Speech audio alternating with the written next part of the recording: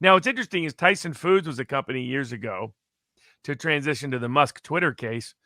Tyson Foods, when they bought a company that now has them subject to a major class action about their alleged manipulation of meat and food pricing in America that's going through the roof. It appears, according to the complaint, that Tyson Foods is integral to manipulating their antitrust power to do that. But years ago, they bought a company, tried to get out of it. Delaware court made them, I think it was Delaware court, made them buy it, made them go through with it, which is what Twitter is suing Elon Musk for. Because if people went back and watched my hush-hushes on Elon Musk, there were two predictions. One was that I wouldn't bet on Tesla stock at the time. I think those back in February I did those. By the way, Tesla stock is down about 35%. I got a lot of crap from all the Muskovites. They're like, you're an idiot, Barnes. Well, just saying, if you would have dropped out then, you would have made money. You stayed in, you lost money over the last couple of months. And my second prediction was that Musk wouldn't actually go through with buying Twitter. Now, I was for him raising issues with Twitter and all the rest, to be clear. But, the way he kind of weaseled out of this at the end, I still don't think he really wanted to buy Twitter. I think he was doing this for political reasons because he's already under investigation by the Biden administration and needs allies on the political right, but doesn't want to go through the hassle of actually owning Twitter and all the responsibility that would bring about. Now, his pretext has been, I think, is misunderstood. Some of the legal commentary was that he was trying to argue a version of extraordinary circumstances, that something extraordinary and unanticipated had happened that allowed him to withdraw from the deal. According to his lawyers, that's not the case at all. That's not their argument at all. Their argument is they made, as part of the merger agreement, they made a precondition to its closing that Twitter fully disclose certain pertinent material facts. The big one being how many of their accounts are real and how many of them are fake. They never provided that information, according to Musk. And so the dispute in court is going to turn, all the legal commentary was Musk is going to lose quickly, I think they misread it because they jumped to that conclusion before reading the actual merger agreement. If the merger agreement did have as a precondition, not due diligence beforehand, but due diligence within it, which said you, Twitter, will produce evidence to prove you don't have a spam account problem. You don't have a bot account. You don't have a fake account problem, because all of that relates to the value of their advertising. If 20% of their accounts are fake, then they're inflating their advertising value by 20% at least, maybe more. And according to Musk, they never gave him that information. And people on our board, beaverbarneslaw.locals.com, said that from their experience, Twitter has far more bots and spam accounts than anybody knows. And by the way, so the class action lawsuit, there's two now. There's or maybe there's more, but the important one against Elon Musk. It's an interesting lawsuit in the allegations, in that it says that Elon, in order to buy Twitter, basically was going to use the value of Tesla shares to do so.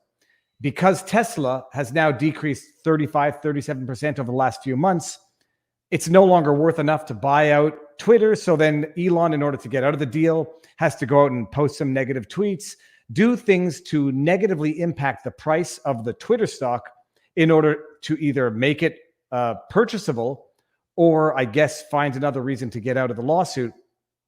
On the substance of the claims in that particular lawsuit, the individual says Elon knew that he no longer could finance the purchase of Twitter with his Tesla stock because it was down so much. So he had to go out and deliberately act in a way to maliciously and artificially devalue the Twitter stock, made negative tweets, et cetera, et cetera. Chances of success? I mean, did I get that right? And no, that's right. Yeah, that's the other suit. So you have Twitter filing suit to try to enforce the deal, specific performance, as it's called in Delaware courts.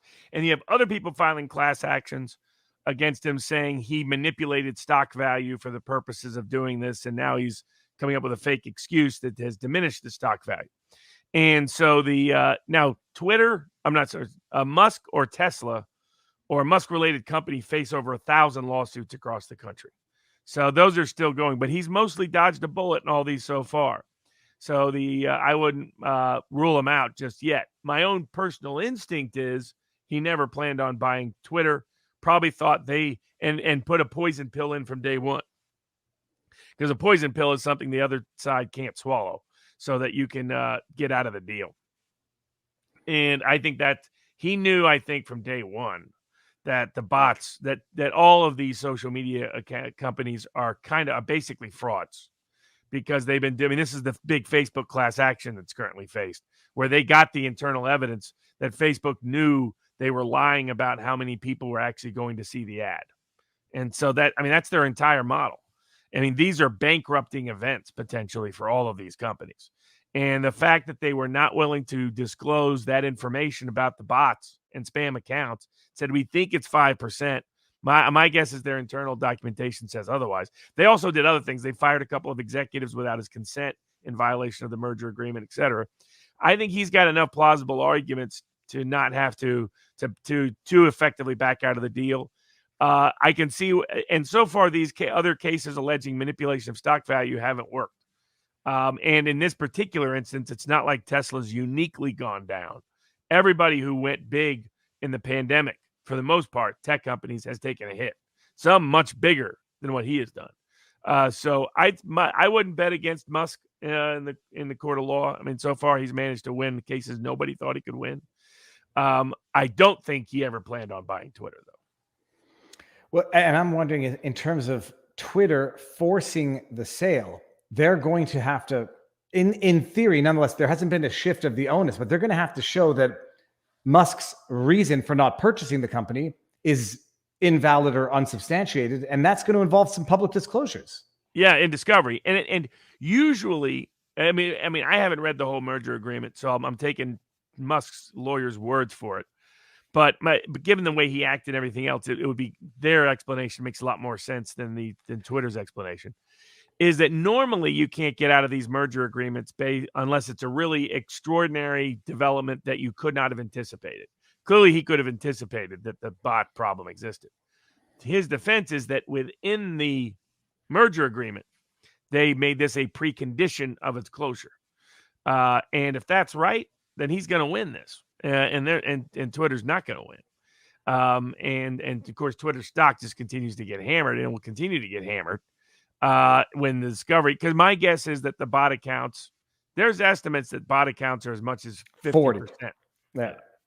You know, and anybody and bot accounts, depending on how you mean it, it's not artificial AI accounts. It's just accounts that only exist for the purposes of promoting, spamming, or trolling. They're not real human beings. They're not consumers. They're not potential consumers. And that's what they're being sold to. Yeah. They're saying, hey, you'll get 10,000 eyeballs on this. And usually they're even real specific. You'll get 10,000 eyeballs within this, within this zip code, for example. What if it turns out it's only 1,000 eyeballs, right? They've been overpricing their ads by 10x.